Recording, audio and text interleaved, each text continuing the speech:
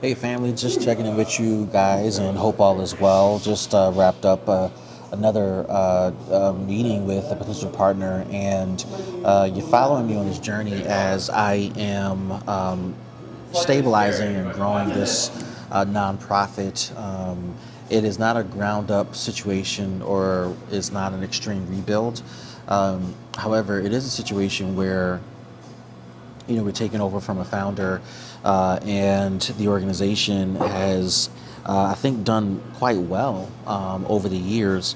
But now, we're entering into a different phase of our existence and operations, and so we're in a place where we're trying to kind of navigate the next steps for the organization. And so part of it is kind of figuring out our role, our lane, our positioning, figuring out partners to work with to make our vision come to life. And in doing this, you start to work through the various scenarios that are in front of you that indicates that you can't do it all, right? So what is it that during this new administration under my watch, what is it that we can do that fits within the ecosystem within the city that we operate in, and how can we niche down to establish a recognition, a name recognition, a brand recognition that we haven't had before, that builds upon the legacy that I've inherited, but that also takes full advantage of what we can bring to the table that may be unique and different from our customers. And while we are playing in the sandbox with other players who are bigger than us, what I'm noticing is that we are doing things that are distinctively different than our competitors, which is really helpful in identifying the distinctions that we can kind of explore as we get closer to our niche.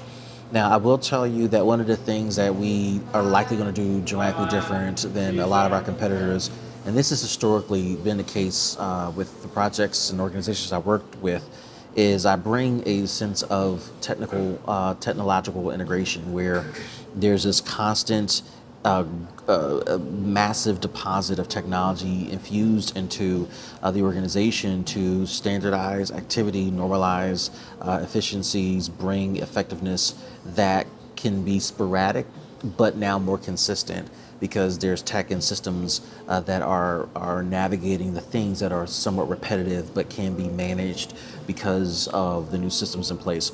So there's a big push by our team to do that. And as a part of that, we're also, kind of removing things that are considered fluff, and really leaning into the things that are within our wheelhouse, within our capacity, within our ability to do what we think we are really good at doing.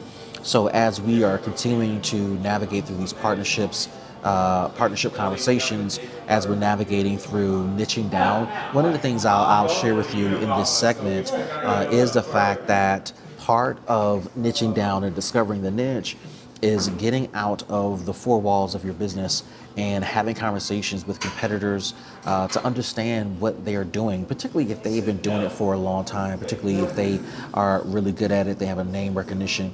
And you have to acknowledge this. There's no way around this. Just because you think that you have a special flavor for your cupcakes or your widget, and that's going to be the distinction between you and others. The reality is how that shows up in real life is what you got to wrestle with. And so our competitors, many of which have been doing it just as long or longer, many of whom are bigger and have a longer tenure at this particular level higher than us, we got to learn from that, and we got to learn from that now. So as we're learning from it now, we can make adjustments and shifts as we're figuring out our positioning in this race. And as we start to grow and build and establish, we have a basis with which we're building upon. And so, as I mentioned, of course, I'm going to bring what I bring, the tech.